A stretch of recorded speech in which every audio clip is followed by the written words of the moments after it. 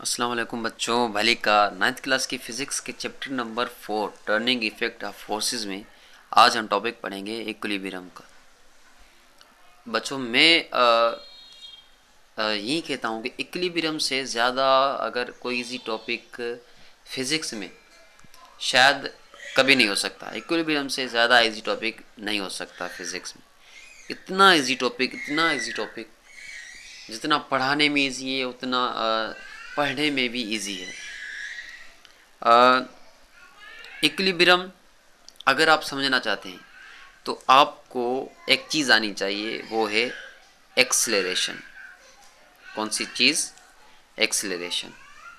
यहाँ पर तो पूरा मैं नहीं लिख सकूँगा।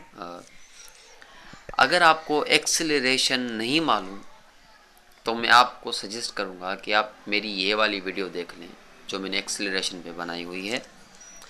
लिंक आपको डिस्क्रिप्शन में मिल जाएगी इस वीडियो की, या यहीं पर ही आप देख सकते हैं। तो एक्सेलरेशन क्या होता है? वेलोसिटी का चेंज होना। ठीक है, एक्सेलरेशन का मतलब क्या है? वेलोसिटी का चेंज होना। जैसे फ़र्ज़ करें कार की जो वेलोसिटी है वो 3 मीटर पर सेकंड है। 3 से अगर 4 हो गई, यानी चेंज हो गई ना, पहले 3 थी अब 4 हो गई, या 3 से 2 हो गई, तब भी वेलोसिटी क्या हो गई? चेंज हो गई। पहले 3 थी अब 2 हो गई, वेलोसिटी चेंज हुई।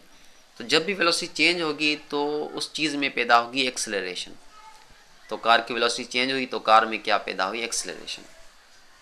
ठीक है, एक्सेलरेशन अगर आपको क्लियर है तो अब आते हैं इक्विलिब्रियम पे। इक्विलिब्रियम एक ऐसी कंडीशन है, एक ऐसी हालत है जिसमें ऑब्जेक्ट में किसी भी किस्म की एक्सेलरेशन पैदा ना हो, ना लीनियर एक्सेलरेशन पैदा हो और ना ही एंगुलर एक्सेलरेशन पैदा हो।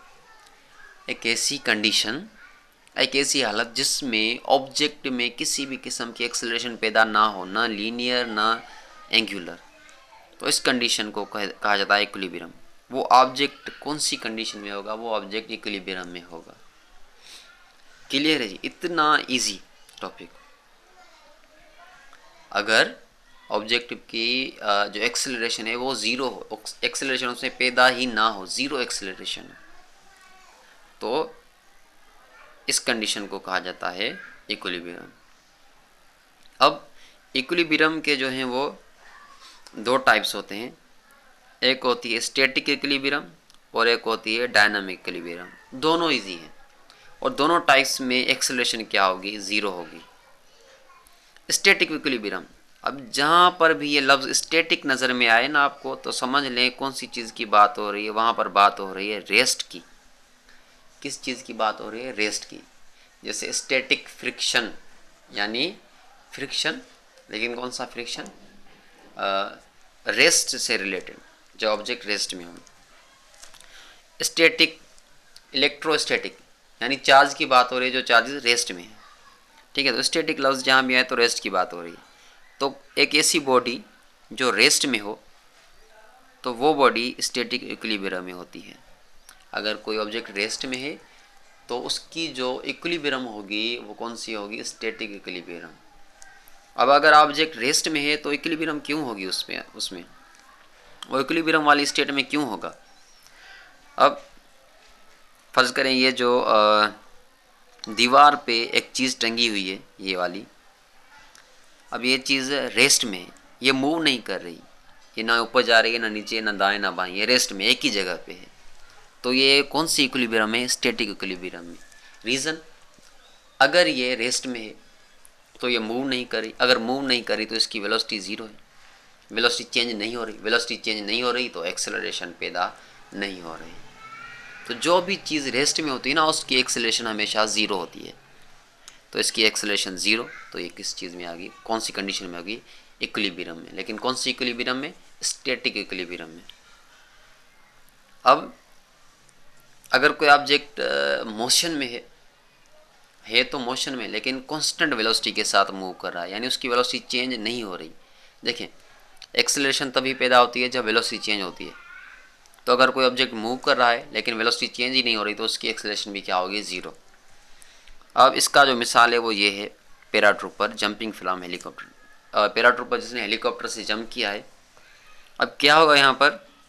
इस बंदे का जो वेट है वो नीचे की तरफ होगा और इसकी इस पैराट्रूपर के ऊपर जो हवा फोर्स लगा रही है वो ऊपर की तरफ फोर्स लगा रही है। ये दोनों फोर्स क्या हो जाएंगे, कैंसिल हो जाएंगे। नतीजे में जो बंदे की वेलोसिटी है वो जितनी थी उतनी ही रहेगी। अगर 20 है तो 20 रहेगी, अगर 10 मीटर पर सेकंड है तो 10 मीटर पर सेकंड रहेगी, अगर 3 मीटर पर सेकंड है तो 3 मीटर पर सेकंड ही रहेगी, चेंज नहीं होगी। क्योंकि कोई फोर्स ही नहीं लग रहा ना। वेलोसिटी को चेंज करने वाली चीज़ जो होती है वो फोर्स ही होता है। फोर्स ही नहीं है तो वेलोसिटी चेंज कहाँ से होगी? कोई फोर्स ही नहीं लग रहा तो वेलोसिटी चेंज कहाँ से होगी? और अगर वेलोसिटी चेंज नहीं होगी तो एक्सेलरेशन कहाँ से पैदा होगी? अगर वेलोसिटी चेंज नहीं हो रही तो एक्सेलरेशन ज़ीरो, और एक्सेलरेशन ज़ीरो तो ये पैराट्रूपर भी कौन सी कंडीशन में होगा? इक्विलिब्रियम में होगा। कौन सी कंडीशन में? इक्विलिब्रियम। लेकिन ये इक्विलिब्रियम होगी डायनामिक इक्विलिब्रियम, क्योंकि है इक्विलिब्रियम में लेकिन मोशन में है ना, मोशन करता हुआ जा रहा है और इक्विलिब्रियम में है, तो ऐसे इक्विलिब्रियम को कहा जाता है डायनामिक इक्विलिब्रियम। तो अगर कोई ऑब्जेक्ट मोशन में है लेकिन उसकी एक्सेलरेशन जो है वो ज़ीरो है, possess does not possess any acceleration, किसी भी किस्म की एक्सेलरेशन पैदा ना हो, ना लीनियर ना एंगुलर, तो ऐसे ऑब्जेक्ट को कहा जाता है, तो ऐसी कंडीशन को कहा जाता है डायनामिक इक्विलिब्रियम। तो ये इसका मिसाल लिखा हुआ है, कुछ और भी मिसाल लिखे हुए हैं यहाँ पर। कोई विस्कस लिक्विड है, कोई गाढ़ा लिक्विड है जैसे कि शहद हो गया, उसमें अगर आप स्टील के बॉल्स छोड़ दें तो कांस्टेंट वेलोसिटी के साथ बॉल्स नीचे जाएंगे, ठीक है। तो ये भी क्या होगा, इन बॉल्स की जो कंडीशन होगी वो डायनामिक इक्विलिब्रियम होगी। ये पैराट्रूपर जंप कर रहा है हेलीकॉप्टर से, ये कौन सी कंडीशन है? Dynamic equilibrium. अब जो भी चीज़ रेस्ट में है वो सब स्टैटिक इक्विलिब्रियम के एग्जांपल्स हैं। बुक टेबल पे पड़ी हुई है, बॉल ग्राउंड पे पड़ा हुआ है, एलसीडी दीवार में टंगी हुई है, ये सारी जो चीज़ें रेस्ट में ये स्टैटिक इक्विलिब्रियम में होती हैं, ठीक है। इतना इजी टॉपिक था, मैंने आपको बताया था ना। अब इसके बाद हम नेक्स्ट वीडियो में आएंगे कंडीशंस ऑफ इक्विलिब्रियम पे। आई होप ये वीडियो आपको समझ में आई होगी और समझ में आई होगी। मिलते हैं अगली वीडियो में। खुदा हाफिज़।